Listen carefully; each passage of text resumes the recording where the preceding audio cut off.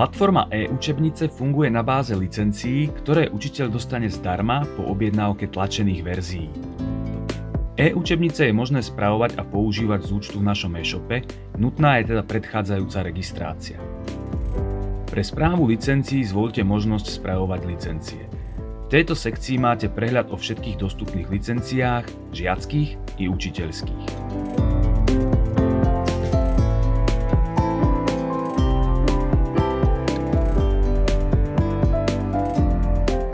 Pri zvolenej učebnici kliknite na tlačidlo Nastavenia licencie.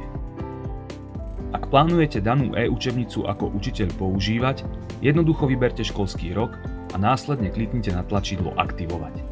Už aktivovanú e-učebnicu následne nájdete v ponuke Moje e-učebnice.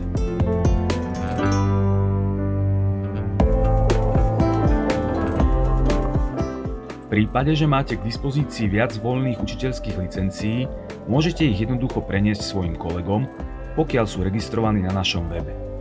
Táto možnosť je ideálna pre zástupcov riaditeľov alebo učiteľov, ktorí obstarávajú učebnice hromadne pre celú školu. V spodnej časti vyberte z ponuky konkrétneho učiteľa, zvoľte počet licencií, ktoré pod jeho účet chcete preniesť a kliknite na tlačidlo Preniesť licenciu. Ak chcete preniesť voľné licencie viacerým učiteľom, môžete ich pridať kliknutím na tlačidlo Pridať učiteľa. Kolegovia následne nájdu licencie, ktoré ste im preniesli vo svojom účte. Získané licencie si učiteľ môže aktivovať, alebo ich obdobne v prípade potreby môže opäť preniesť na iného kolegu. Prenosom licencií je zabezpečené, že každá škola bude môcť využiť nové e-učebnice v maximálnej možnej miere. Podobne ako učiteľské licencie fungujú aj licencie žiacké. Spravovať ich môžete kliknutím na tlačidlo Nastavenia pri žiackych licenciách. Tieto žiacké licencie môžete preniesť niektorému z kolegov podobne ako učiteľské licencie. Vyberte e-mail, počet licencií a kliknite na tlačidlo Preniesť licenciu. V sekcii Hromadná aktivácia môžete e-učebnice sprístupniť svojim žiakom cez e-mailové adresy ich zákonných zástupcov. Rodičia následne dostanú mail s prihlasovacími údajmi.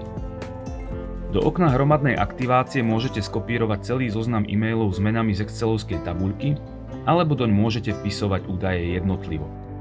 Je nutné však dbať na správny formát a poradie vkladaných údajov. E-mailová adresa, medzera, meno, medzera, priezvisko.